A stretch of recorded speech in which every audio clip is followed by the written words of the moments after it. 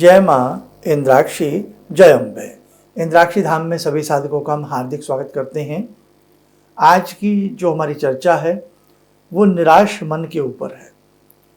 आज के इस कलिकाल में, इस समय में बहुत व्यक्ति निराशा का जीवन जी रहे हैं। कई बार हमारे पास पैसा है, धन है, सब कुछ है, लेकिन हमारा मन सुखी नहीं है। बैंक बैलेंस होने के बावजूद भी मन सुखी नहीं है, परिवार में सुख नहीं है, मन में सुख नहीं है, और ऐसा लगता है कि मानो सुख और शांति हमसे मीलों दूर चली गई है। तो आज हम ये प्रयास करेंगे इस छोटे से अंक में कि निराशाओं में आशाओं के दीप हम कैसे प्रज्वलित करें, कैसे अपने मन को हम प्रसन्न रखें, कैसे अपने मन को खुश रखें। क्या आप जानते हैं कि मन जब दुखी होता है तो हमारे ग्रह किस प्रकार के होते हैं, और मन जब सुखी होता है तो हमारे ग्रह किस प्रकार के होते हैं।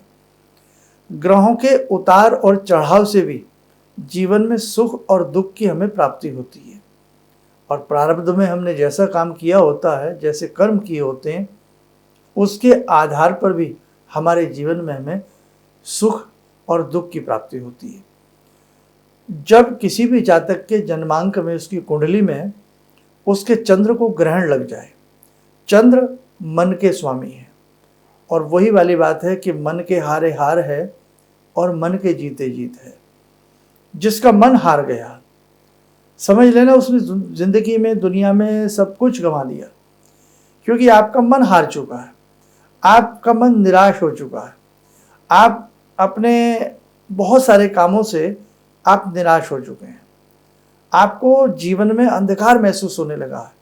कई बार यहाँ तक व्यक्ति के जीवन में होता है कि उसको अपने शरीर से, अपने भोजन से भी मोह हट जाता है। वो अपने खाने पीने का ध्यान नहीं रखता, वो अपने शरीर का ध्यान नहीं रखता, तो अपने जॉब या अपने व्यापार का तो वो क्या ध्यान रखेगा, अपने परिवार का वो क्या ध्यान रखेगा।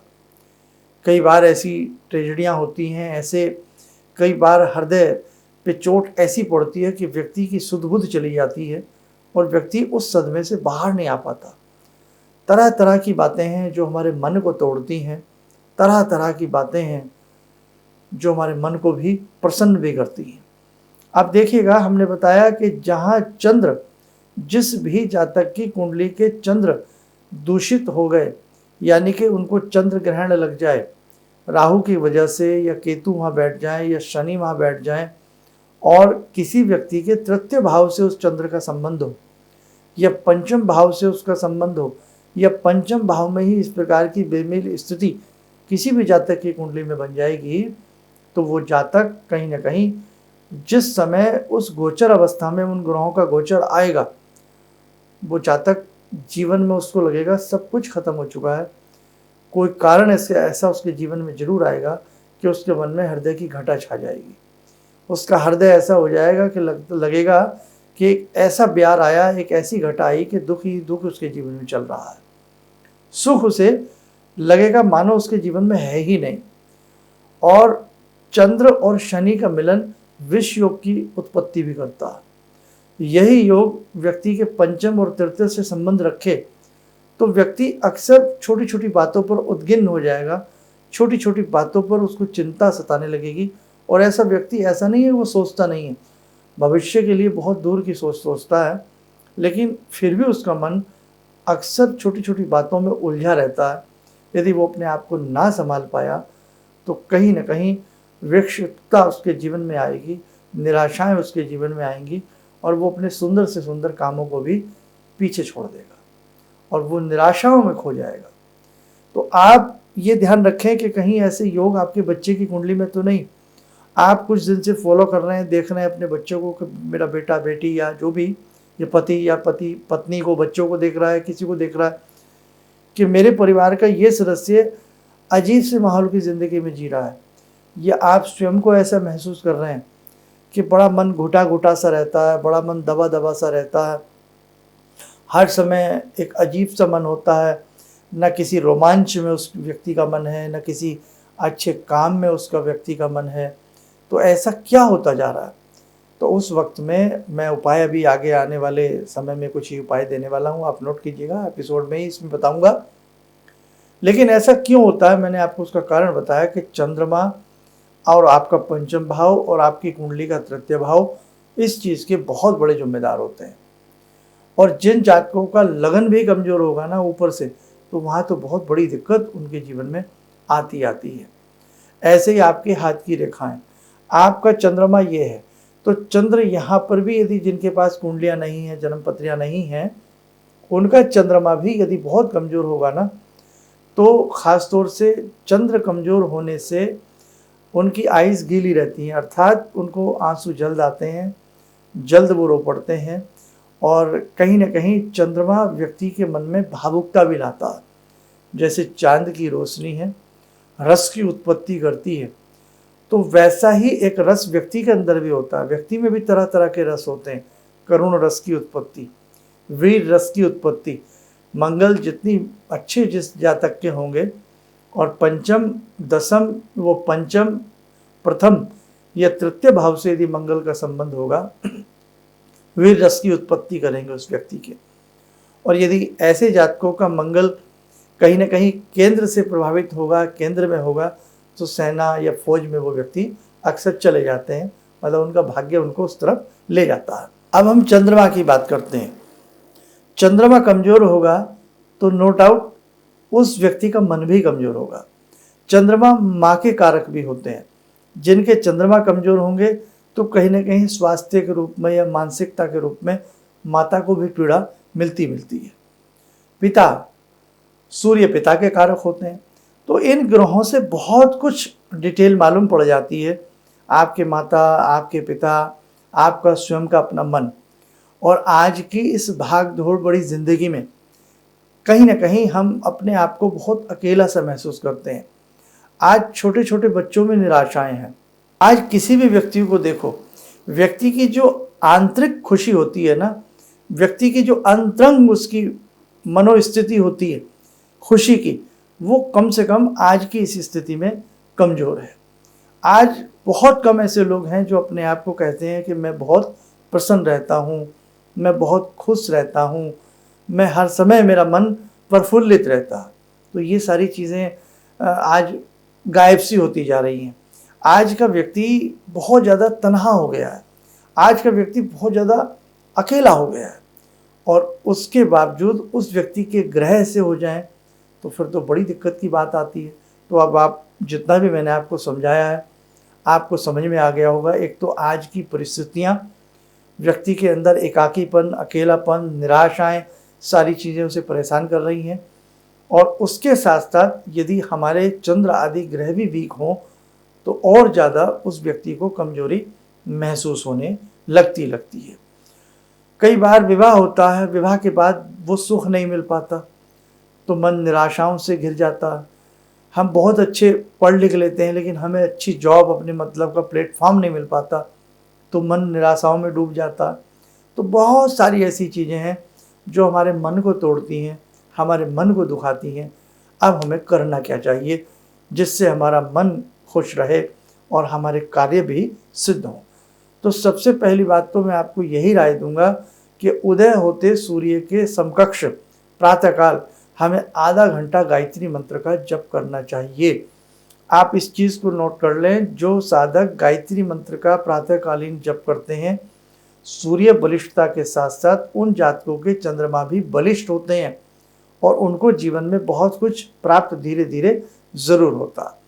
तो आधा घंटा, कम से कम 30 मिनट गायत्री मंत्र का जप सूर्य भगवान का ध्यान करते हुए। गायत्री मंत्र कैसे जपें, गायत्री मंत्र का महत्व, बहुत सारी चीज़ों पर हमने बहुत सारे वीडियो बनाए हैं, आप वो भी हमारे सुन सकते हैं और देख सकते हैं।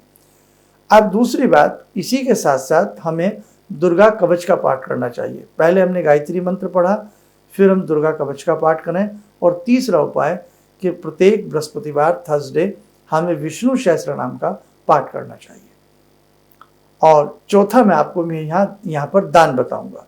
पहला उपाय गायत्री मंत्र, गायत्री मंत्र के बाद दुर्गा कवच का पाठ, और तीसरा थर्सडे के दिन हमें विष्णु सहस्त्र नाम का पाठ करना है। अब दान की बात सुन लें। प्रत्येक सोमवार भगवान शिव के ऊपर 1 लोटा जल हल्का सा मीठा मिलाकर के, मिष्ठान मिलाकर के अर्पण करें और यदि संभव हो उसी दिन उबला हुआ चावल पक्षियों को डालें। मतलब सफ़ेद रंग का दान करें। और जब सफ़ेद रंग का कुछ भी आप पक्षियों को डाल रहे हैं या कोई दान कर रहे हैं, सफ़ेद रंग की मिठाई बांट रहे हैं या दूध आप कहीं कुछ दे रहे हैं, तो मन ही मन ओम चंद्राय नमः ज़रूर बोलें। जब शिव पिंडी के ऊपर जल चढ़ाएं, नमः शिवाय बोलें, ओम चंद्राय नमः बोलें। और भगवान शिव ने तो वैसे भी मस्तक के ऊपर चंद्रमा को धारण किया हुआ है, तो मस्तक के ऊपर चंद्रमा है। और उस भगवान भोलेनाथ की जब आप भक्ति करेंगे, वहाँ आप जल आदि चढ़ाएंगे, तो निश्चित रूप से आपके मस्तिष्क में शांति आएगी। चंद्रमा का दान करने से और गायत्री मंत्र पढ़ने से और विष्णु जी का सहस्रनाम पढ़ने से और उधर दुर्गा कवच पढ़ने से हिम्मत बढ़ती है, ग्रह बलिष्ठ होते हैं और पूर्व जन्म के जाने अनजाने जो भी हमारे पाप होते हैं वो गायत्री मंत्र से अवश्य धुल जाते हैं। तो आज के जो ये उपाय हमने बताए हैं, इन्हें करके देखें, आपको बहुत अच्छा रिलीफ मिलेगा। अब एक संदेश दे देते हैं। 6 सितंबर को भगवान विश्वनाथ, भगवान शिव का एक विशेष पूजन इंद्राक्षी धाम में हो रहा है। और ये पूजन मनोमस्तिष्क की शांति के लिए भी है, ये पूजन सुख समृद्धि के लिए भी है, ये पूजन कष्टों के निवारण के लिए भी है। तो जो भी साधक इसमें भाग लेना चाहता हो अपना नाम नंबर लिखा दे और इस पूजन में सिद्ध किया हुआ एक विशेष रुद्राक्ष भी प्रसाद रूपेण साधकों को दिया जाएगा। किसी भी प्रकार का इसमें कोई शुल्क नहीं है, कोई भी साधक आकर के भगवान शिव की वहाँ भक्ति कर सकता है और अपने कष्टों का निवारण पा सकता है। आइए, समय हो चला आज की ध्यान साधना का। जुड़ते हैं आज की ध्यान साधना में सदाशिव शंभु से।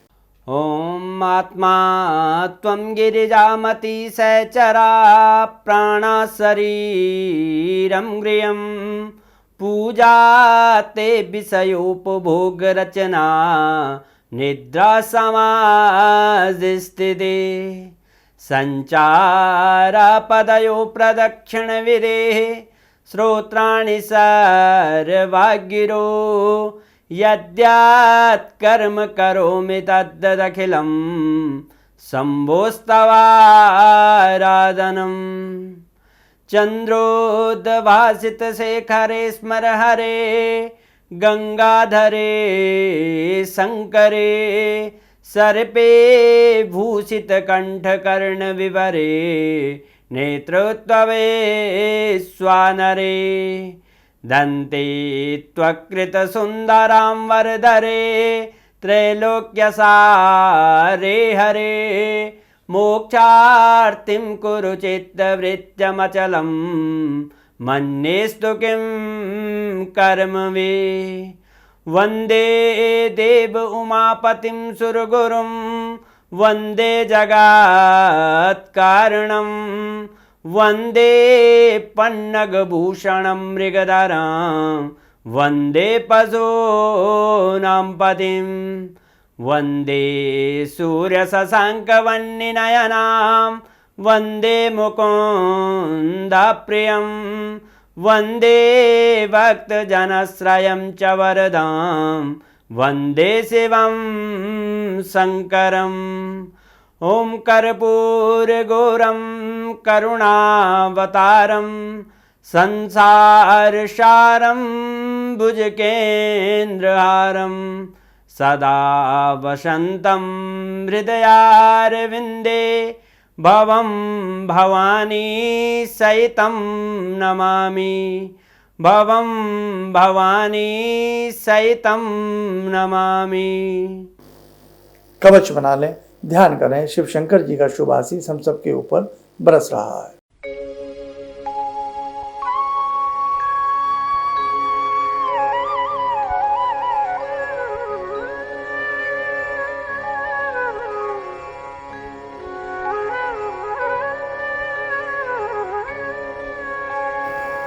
ओम बोलते हुए नेत्र खोलें, सामान्य हो जाए। बहुत सारी ऐसी चर्चाएं हैं जो आगामी अंकों में आपके संग करना बाकी है। आप स्वस्थ रहें, सुखी रहें। इन्हीं शुभकामनाओं के साथ हम अपनी वाणी को विराम देते हैं। जय जय अम्बे। जिंदगी के इस प्रवाह में तमाम लोग डिप्रेशन के इस हालात से गुजर रहे हैं। सफलता असफलता अपनी जगह की बात है, लेकिन पता नहीं कितने सारे लोगों को इन्होंने डिप्रेशन से उबारा है, नया मोटिवेशन दिया है काम का। इनका जो एक अनुभव था कि एक मेरी बातें इनसे लगातार कभी कभार हो जाया करती हैं। एक दिन मेरी बात हो रही थी, अचानक इन्होंने प्रश्न किया कि क्या आपके यहाँ कौवे आ रहे हैं। मैं बहुत तेज चौंका। करीब 4-5 दिनों से कौवों का झुंड मेरे घर पे मंडरा था। तो मैं यही सोचने परेशान था, ये शुभ है अशुभ है, क्या चीज़ है। तो मैंने प्रश्न किया कि क्या मैंने आपको बताया कि मेरे घर में कौवे आ रहे हैं। कहने नहीं, मुझको दिखाई पड़ रहा है। तो कुछ तो अलौकिक है इनमें। दूसरा क्या, जो इनका उद्देश्य है, जब महाकुंभ में आए थे, मेरी इनसे वार्ता हुई तो मैंने इनका उद्देश्य जानना चाहा कि किस उद्देश्य के लिए आप काम कर रहे हैं।